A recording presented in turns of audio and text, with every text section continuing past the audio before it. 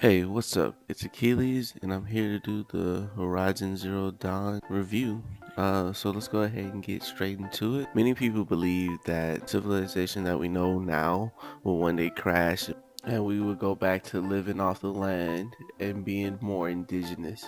Well, Horizon Zero Dawn explores that, and it puts a twist of robotic machines into play. So in Horizon Zero Dawn, you play as a little girl named Aloy. She is an outcast to her village. We don't know why or how, but as the story slowly unwinds, you understand exactly why she's an outcast. My personal opinion is a stupid reason why she's an outcast, but I'll get more into that in the spoiler section of this video. As the story unwinds, like I said, it's slow, but it's very good. You don't exactly see where things are going. Like you kind of see, but then they could throw like these little small twists in there, which makes the story really good. And to me, the ending was pretty much perfect story wise. Now, Aloy herself, you actually grow to love her because you actually see her through all her steps in life, from a baby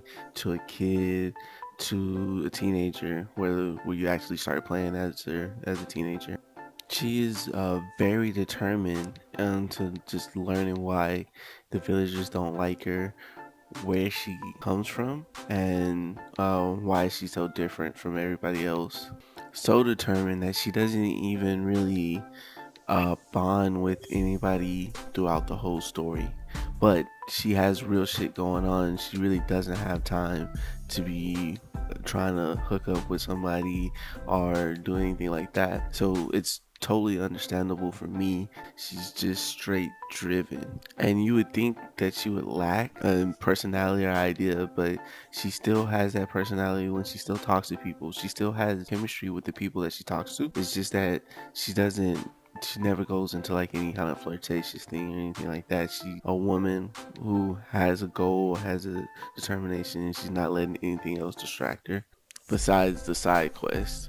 There are different type of quests in the game, and it's broken down into different categories where it comes from main quest, side quest, errands, bandit camps, tall necks, hunting grounds, cauldrons, corrupted zones, and tutorials. The main quests are the only ones required to do. The rest you don't have to do, and in fact in my playthrough I only did quests that were on my way to doing main quests. If it was like I'm going to El Paso but you want me to go to Dallas or Florida real quick, Ain't nobody got time for that. and I didn't do it because the way I play, that interrupts my immersion into the game. But with that said, there were actually side quests that I actually thought were main quest missions. They really did some detailed work into some of the side quests. Also found out late in the game that if you do the cauldron missions, it'll actually make it a lot easier for your story mode, or just playing the game simply, because you're able to override newer monsters, bigger monsters, stronger monsters, and those monsters fight for you and stuff like that. Okay, so let's talk about gameplay. I specifically want to talk about first, actually big monster fight. The big monster fights feel really good, really fucking epic big. You're shooting these monsters, you're doing about the same damage as you always done all games, but you have different weapons that do extra damage or are more effective against certain monsters and stuff like that. And there's two ways to figure out how it's more effective. One is by experimentation, which is mostly what I did, or you can actually press the R3 button and it will tell you. But actually being able to figure it out in combat, also you're crafting ammo in combat.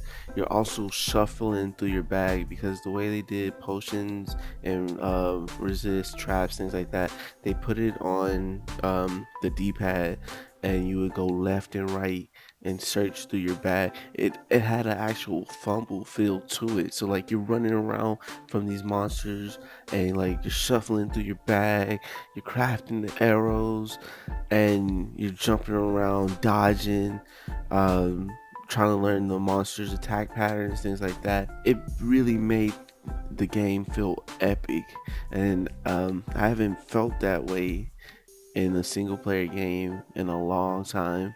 What I like about this game is that all creatures hurt you, and what you call it, they don't change. So like, you don't get significantly stronger or anything like that. You just get more depth to the game and the game's gameplay. Like, the watches are the same from the beginning of the level. You only grow health in little increments, so they still do damage to you, and you still for the most part, if you use the same bow, they still take the same amount of damage. You get stronger weapons toward the end of the game, um, but for the most part, they're still strong against you all throughout the game. Now, let me just talk about skill tree real quick. The skill tree in the game, it is really good. You're able to max out everything eventually, especially if you're playing side quests. I didn't actually do too many side quests or too many of the extra missions, so I actually played most of the missions under level, which is another thing about this game.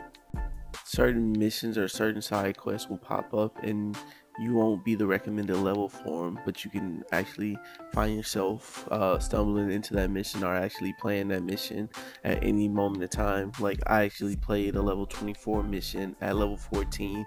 It took me a long time to actually beat it because I didn't have the recommended weapons or the weapons that counter that monster, and I deal significantly less damage than I would have if I had the counter weapons.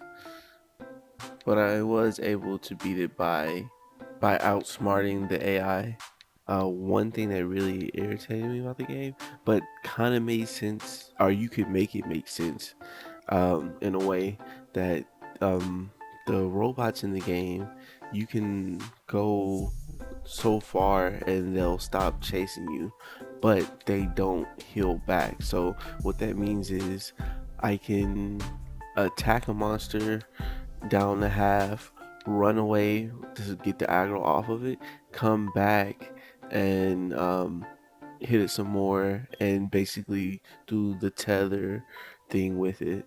Um, but at the same time, you gotta think that these are machines, and they're probably even though they're advanced machines, they're only programmed to walk a certain path and things like that. So you can, it makes sense why they don't whatchamacallit heal, and it makes sense why they go back into their natural programming, um just like on a coder sense, or you know what I mean, thinking about that robot's mind and how it would work. I know I'm rambling, so let me go ahead and get to the next bad thing, which I really didn't see. Again, I'm not trying to damage control or anything like that, but I didn't play too many side quests, and I didn't really pay attention to mouthing or anything like that. But then again, I am accustomed to reading or watching Japanese subtitles, so maybe because I'm accustomed to that, I didn't really pay attention to the lips. I was more reading the subtitles and listening at the same time. I did also notice some small animation bugs with maybe animals, things like that, like glitching out or spinning around when they die and stuff like that. But there weren't too many of those either. So overall, I really like this game a lot. It's definitely buy if you already have a PlayStation 4. It's a solid start for a beginning franchise, and from here the thing can only grow.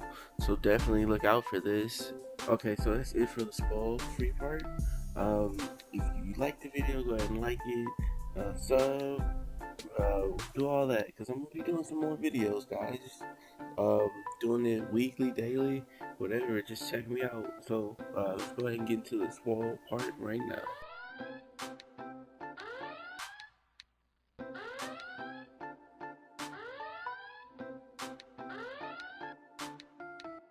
Now, first thing that I kind of want to address is, for some reason, there's some people out there who believe that Alloy is a machine. but she's not. She's a clone. And the first clues that they give you is when they first scan her, and they say that she's a 97% match of Elizabeth Shobik.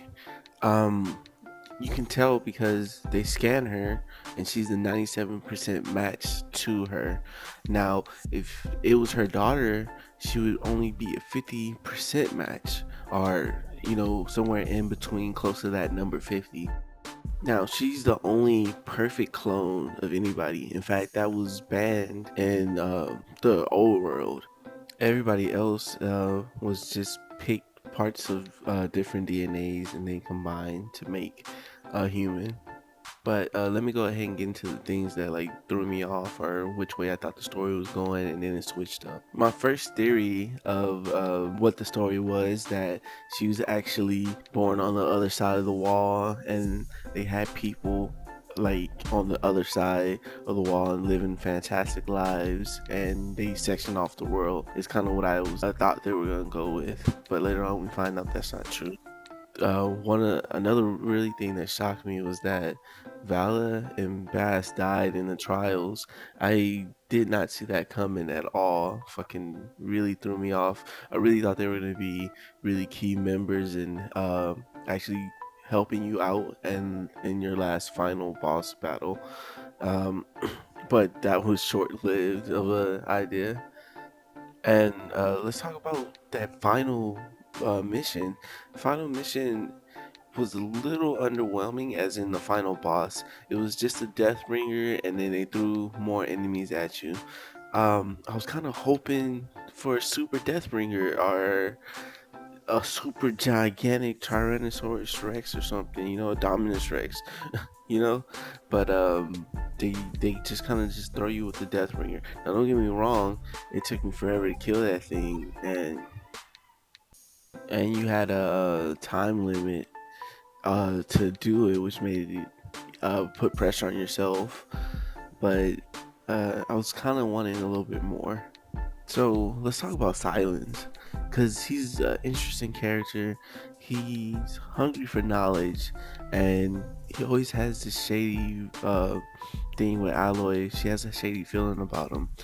Uh, from what we know, he'll do anything for knowledge, but where is he gonna go from now? Because he has Hades now, and I don't think he's gonna do any more deals with Hades. It doesn't make sense to, because he has the overhead. He has him captured. But who knows? I don't think he's power hungry. But then again, knowledge is power, and power is corrupting. So maybe he'll become corrupt, or maybe he'll make the deal with Hades and help him. But I really doubt that. I really think he's gonna be just some scholar. But let's see. I want to know exactly, because it has me hella curious. What is he gonna do? Like, is he gonna just become corrupt and just like start destroying shit? Is he gonna make things better, but at the same time risk or do the same things that we do, as in use fossil fuels and stuff like that, and become evil in that way, corporation greed or something like that? I'm curious to know what you guys think. Go ahead and just throw some of your thoughts down below, and we can chat about it and stuff like that. um, I guess go ahead and end the video here too. Like, subscribe, comment. Till next time, I'm out.